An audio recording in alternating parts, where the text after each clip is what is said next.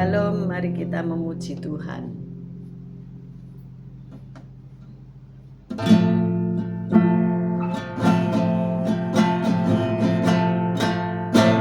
Tuhan adalah kekuatanku,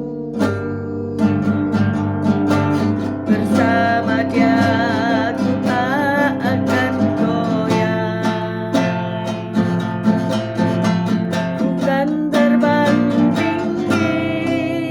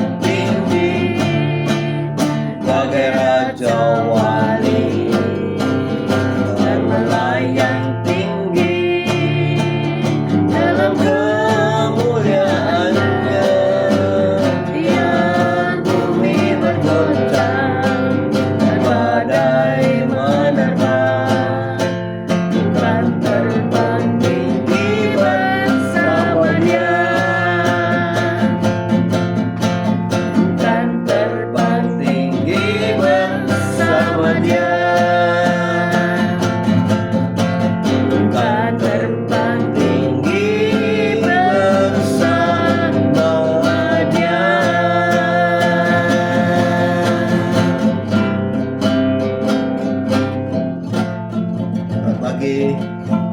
Ya Abah, ya Bapa, saya syukur Kau baik, Kau segala aku yang sangat baik. Pagi hari ini Kau tetap menyertai kami dalam siaran gembala, siaran renungan pagi hari ini ya Tuhan.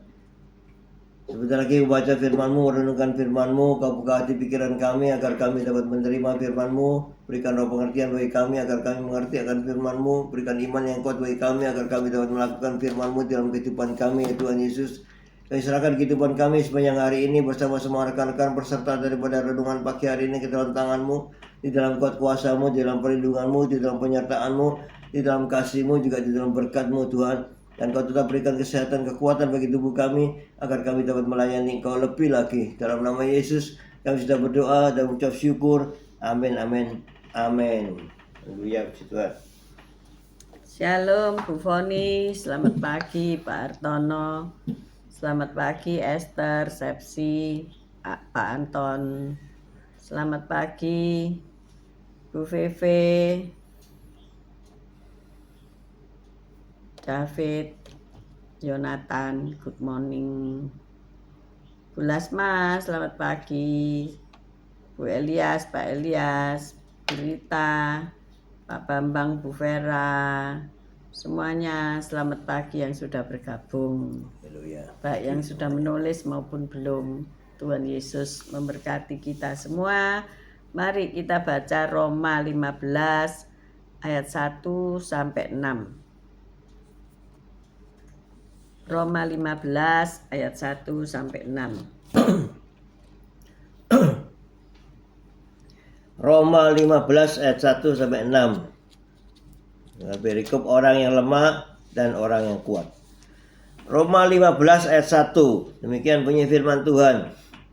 Kita yang kuat wajib menanggung kelemahan orang yang tidak kuat, dan jangan kita mencari kesenangan kita sendiri.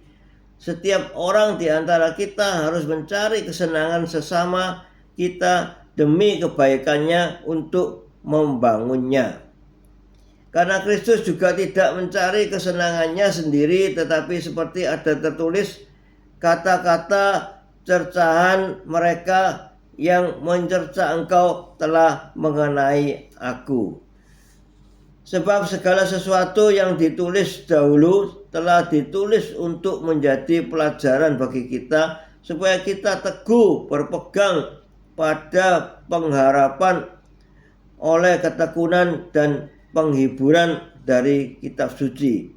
Semoga Allah yang adalah sumber ketekunan dan penghiburan mengaruniakan kerukunan kepada kamu sesuai dengan kehendak Kristus Yesus. Sampai 5 ya. Sampai 6.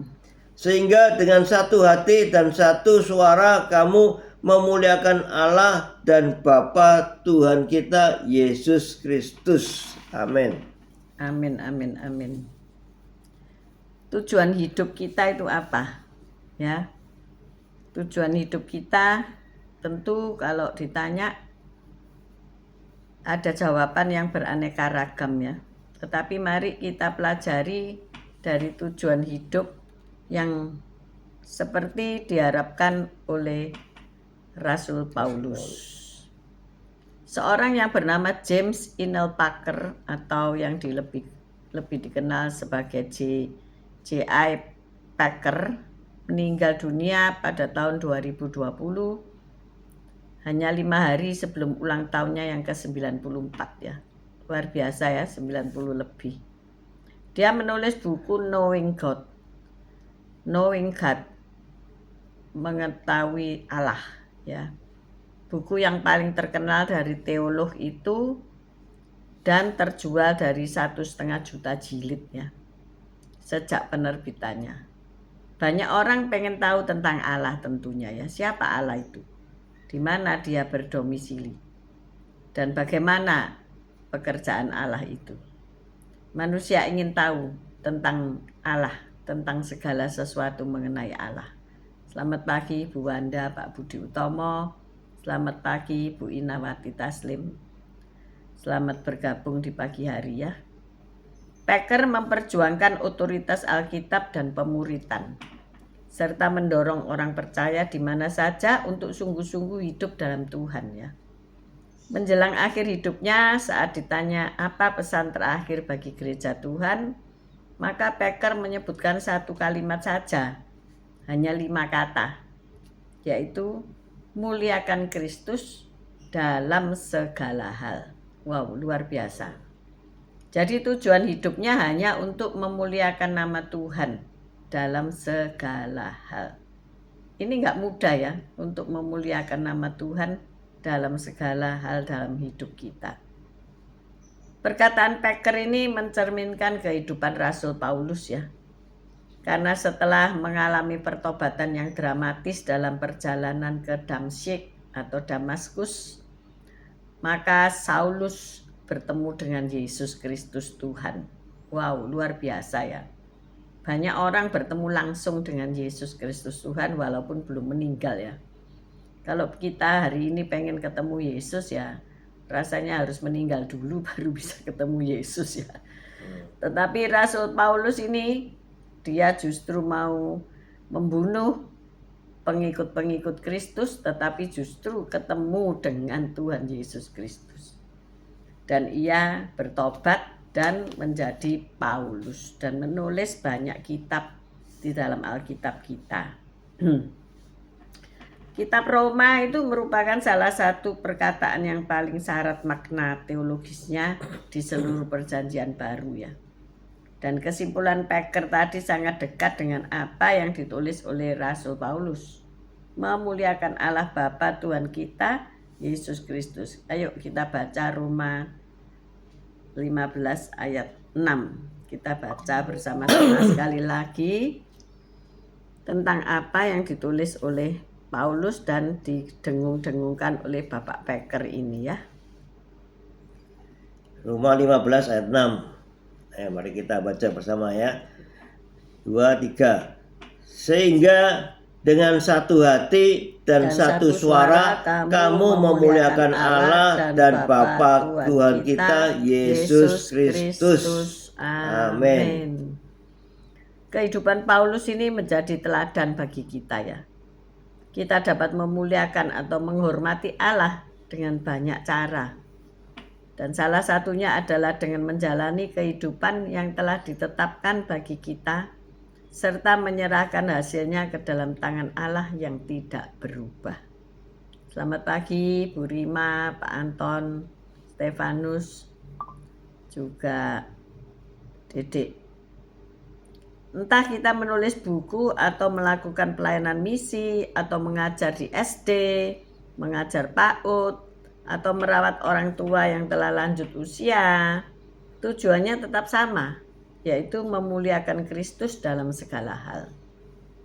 Saat kita setia berdoa dan membaca firman Allah, maka Tuhan akan menolong kita untuk hidup dalam ketaatan penuh dan menjalani hari demi hari dengan tetap memuliakan Tuhan lewat segala perkataan dan perbuatan kita. Hari ini, ayo kita menjaga perilaku kita agar semua yang kita katakan, kita lakukan adalah untuk memuliakan namanya. Caranya gimana Pak Gem? Memuliakan nama Tuhan. Pagi-pagi kita sudah memuji Tuhan ya. Sudah bangun pagi, baca firman, berdoa ya. Jadi orang melihat itu, oh orang ini mendahulukan Tuhan. Itu memuliakan nama Tuhan ya. Apalagi dalam pekerjaan kita. Misalnya apa Pak Gem yang kerja nanti ke pasar porong ya. Bagaimana memuliakan Tuhan di pasar porong ya. Ya, pekerjaan itu juga kita memuliakan Tuhan. Di dalam pekerjaan juga kita bisa melayani para pelanggan kita. Kadang mereka mengeluh ada sesuatu hal, ya kita bisa menasihati, bisa mendoakan walaupun mereka bukan orang-orang yang seiman dengan kita, tapi kita bisa melayani mereka. Dengan begitu kita juga memuliakan Tuhan ya. Jadi dia merasa senang dengan ya nasihat kita dan doa kita. Akhirnya dia kelak kembali lagi ke toko saya, dia katakan, iya Pak, aku sekarang sekarang sudah sehat ya, dia ceria gitu ya kelihatannya ya. Loh, sekarang sehat gitu loh. Iya Pak, senang. Aku senang kalau ke sini dia gitu. Dia ketemu saya itu merasa suka gitu loh, senang karena saya berikan dia nasihat untuk hidup sehat, untuk terus saya doakan dia ya harus kau mengandalkan Allah untuk bisa minta pada Allah untuk kesehatanmu. Ya, dengan demikian kita bisa juga memuliakan Tuhan dengan melayani Tuhan, dan di situ kita bisa memperkenalkan juga Kristus kepada mereka ya. Kita menjadi saksinya terangnya. Makasih. Haleluya. Ya, jadi tujuan hidup kita hanya 5 kata ya. Tadi apa Pak Gem? Memuliakan Tuhan Dalam segala hal. Memuliakan Kristus dalam segala hal. Dalam segala hal. Apakah hari ini Anda mau berangkat melayani Tuhan? Mungkin harus melayani Tuhan dengan fasilitas yang minim ya. Harus pergi ke lain kota tapi nggak ada biaya. Harus melakukan pekerjaan tetapi juga ada banyak kendala. Tapi kita harus memuliakan nama Tuhan. Jadi bagaimana kita harus berbuat?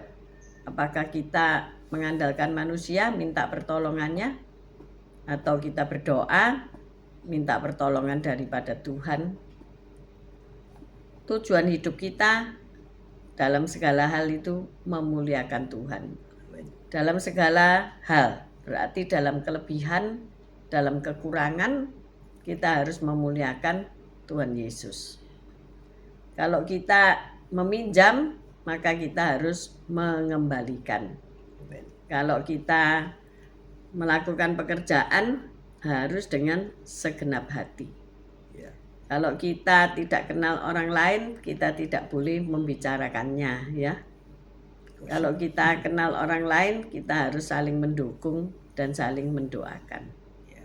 Pagi tadi kami dalam doa fajar mendengarkan keluhan seorang hamba Tuhan yang ada di Sumatera ya, dimana untuk minta izin surat domisili di daerahnya itu mereka tidak berani memberikan. Nah ini kan aneh ya.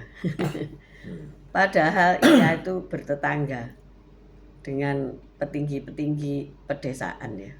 Kan tahu kan domisilinya memang di situ, tidak di pulau lain gitu. Tetapi mereka tidak berani memberikan hitam di atas putih. Iya, karena mereka takut disalahkan, dituntut dan sebagainya dan dipecat terakhir. Nah ini memang keadaan di negara kita ya.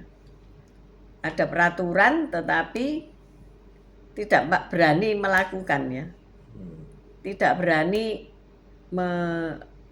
melakukan peraturan-peraturan yang tertulis. Ada undang-undang loh ya, ada undang-undang dasar 45 tapi mereka nggak ngerti sehingga mereka takut ya. Kalau nggak ngerti itu takut tapi kalau mengerti jabatan, takutnya itu takut kehilangan jabatannya ya, takut dipersalahkan duit ya.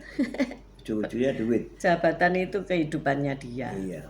Tetapi saya bilang sudah, yang penting kamu itu ada dan diterima di lingkunganmu ya, dan juga tidak membuat masalah bagi lingkungan, tetapi bisa mendukung lingkungan, bisa bersatu dalam lingkungan itu ya. Mereka biasanya mengatakan saja, sudah jalan saja, tidak apa-apa. Pokoknya diterima, nanti saya yang membackup, cuman janji begitu. Dia tidak berani membuat. Tapi untuk hitam atas putih itu tidak ada. Tidak berani dia gitu. Apakah kita perlu hitam atas putih? Kadang-kadang perlu, kadang-kadang juga nggak perlu ya. Kadang-kadang ada hitam atas putih, tapi juga dipermasalahkan ya. Semua itu bisa terjadi ya. Maka dari itu yang terpenting adalah apakah hidup kita memuliakan Tuhan atau tidak? Apakah tujuan kita membangun, kita meminta surat itu untuk memuliakan Tuhan atau untuk berbangga diri. Di situ Tuhan akan bela kita jika tujuan kita adalah untuk memuliakan namanya. Amin. Nah, di sini orang yang lemah dan orang yang kuat, perikop di dalam Roma 15 ini ya. Kita yang kuat wajib menanggung kelemahan orang yang tidak kuat. Dan jangan kita mencari kesenangan diri kita sendiri. Setiap orang di antara kita harus mencari kesenangan sesama kita demi kebaikannya untuk membangunnya. Karena Kristus juga tidak mencari kesenangannya sendiri, tetapi seperti ada tertulis, kata-kata cercaan mereka yang mencerca engkau telah mengenai aku. Jadi segala sesuatu yang ditulis dahulu itu telah ditulis untuk menjadi pelajaran bagi kita, supaya kita teguh berpegang pada pengharapan oleh ketekunan dan penghiburan dari kitab suci. Ini yang penting ayat 5 ya, kita baca bersama-sama. Pak Gem, ayo dibaca ayat 5. Roma 15 ayat 5. Semoga Allah yang adalah sumber ketekunan dan penghiburan mengaruniakan kerukunan kepada kamu sesuai dengan kehendak Kristus Yesus. Hidup rukun saudara ya. Hidup rukun, tidak mempermasalahkan hal-hal kecil.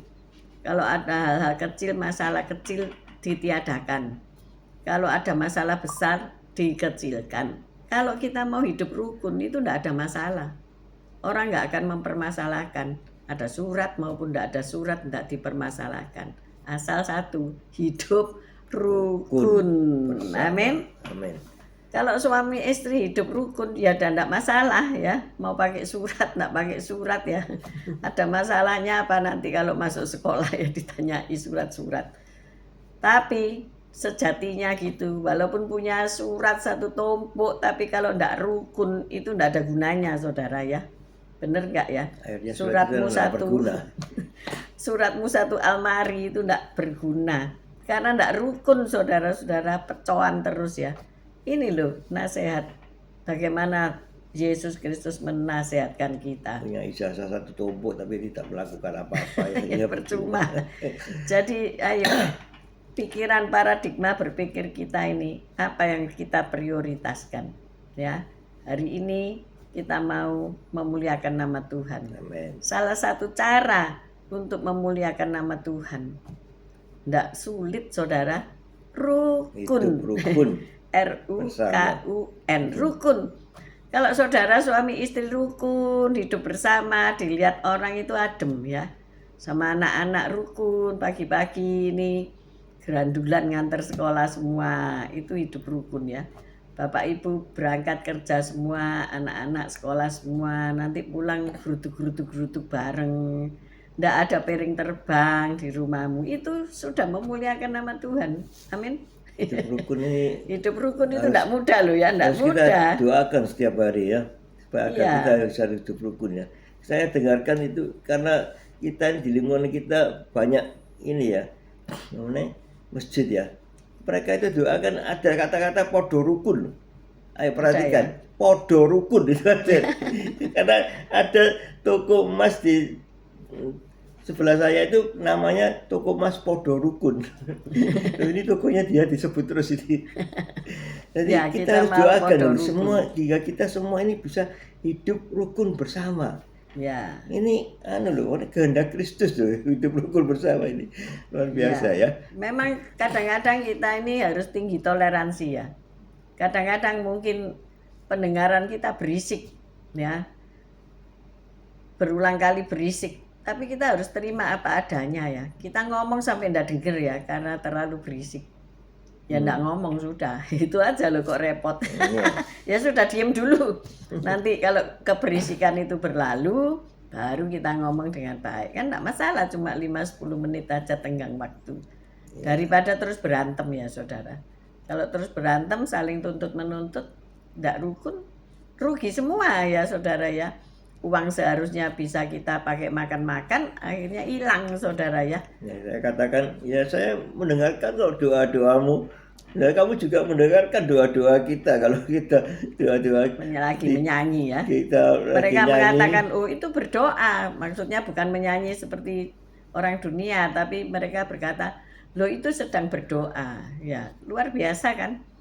Jadi harus hidup rukun.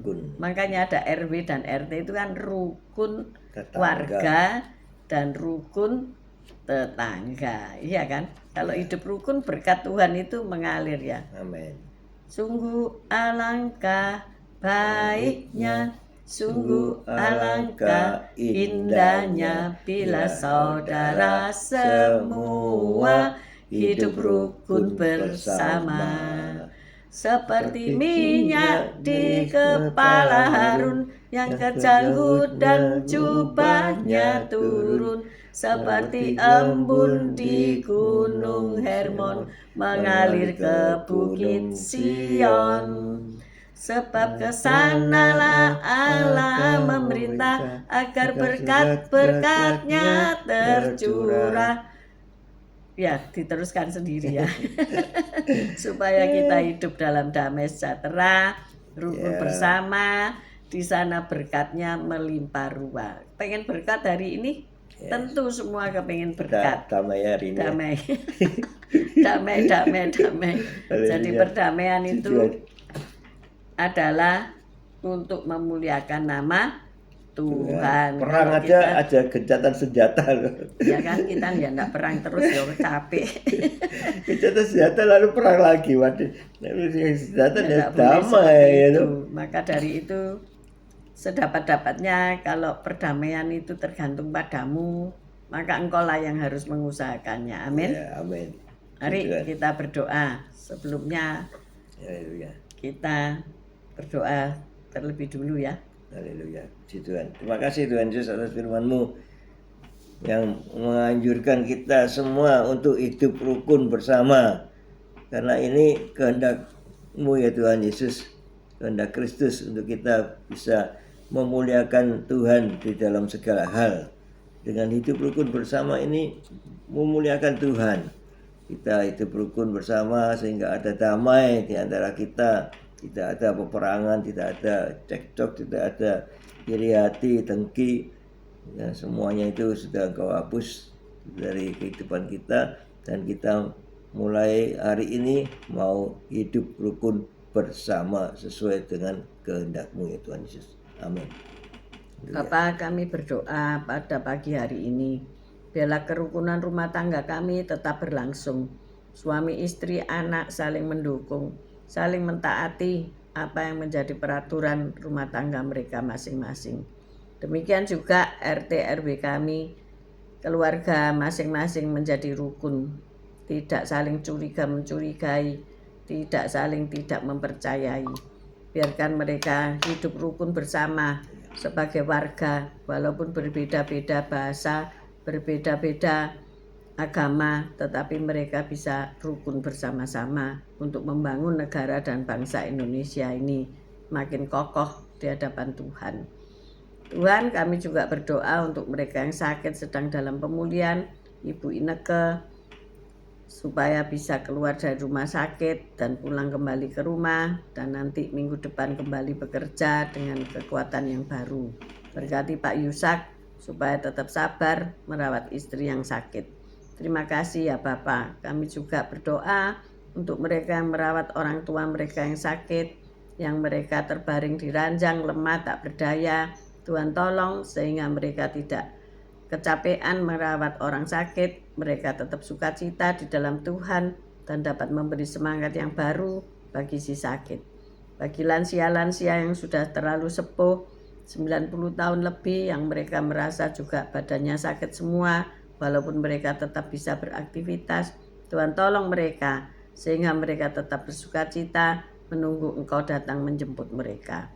Terima kasih ya Tuhan, pagi ini biarkan kerukunan ada di dalam seluruh peserta renungan gembala pagi ini, sehingga mereka diberkati Tuhan luar biasa. Kami mengangkat kedua belah tangan kami untuk menerima berkat-Mu.